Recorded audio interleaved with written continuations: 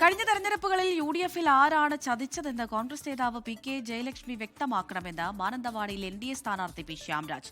കോൺഗ്രസിൽ നിന്നാണോ ലീഗിൽ നിന്നാണോ ചതി നേരിട്ടത് എന്ന് വ്യക്തമാക്കണം. ഉഷാ വിജയൻ ലീഗിന്റെ നോമിനിയാണ് എന്നാണ് PK ജയലക്ഷ്മി പരോക്ഷമായി പറയുന്നതെന്നും പി ശ്യാംരാജ് പറഞ്ഞു. കാളിദാസൻ ദേവദത്തൻ തയ്യാറാക്കിയ റിപ്പോർട്ടിലേക്ക്. നമ്മളോടൊപ്പം മാനന്തവാടി മണ്ഡലം NDA സ്ഥാനാർത്ഥി ശ്യാംരാജാണ് ചേരുന്നത്.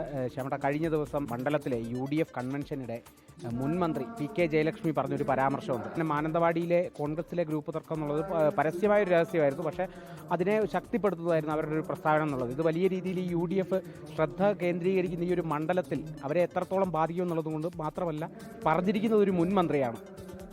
ഒന്ന്, മുന്നണിക്കുള്ളിൽ നിന്ന് അവരെ പിന്നിൽ നിന്ന് ചവിട്ടി എന്നാണ് ശ്രീമതി PK ജയലക്ഷ്മി പറഞ്ഞത്.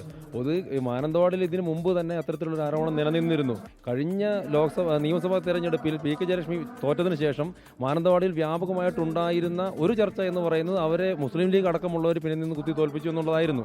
അപ്പോൾ ആരാണ് എന്നുള്ള ജയലക്ഷ്മി ഉത്തരം പറയട്ടെ.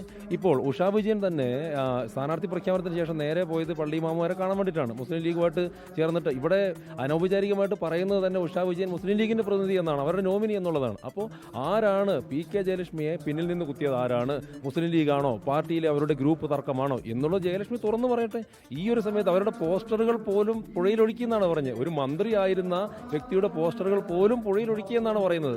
അപ്പോൾ അത് കൃത്യമായിട്ട് വ്യക്തമാക്കണം. പാർട്ടിക്കുള്ളിലെ ആളുകളാണോ, അവരുടെ ഗ്രൂപ്പ് തർക്കമാണോ, അതോ ഈ പറഞ്ഞതുപോലെയുള്ള മുസ്ലിം ലീഗിനകത്തെ അവരെ എതിർക്കുന്ന വിഭാഗമാണോ, അവരെ തൃപ്തിപ്പെടുത്താൻ വേണ്ടിയിട്ടാണോ ഉഷാ വിജയനെ സ്ഥാനാർത്ഥിയാക്കിയത് എന്നുകൂടി പാർട്ടി മറുപടി പറയട്ടെ. ക്യാമറമാൻ മനു ദാമോദരനൊപ്പം കാളിദാസൻ ദേവദത്തം, 24 വയനാട്.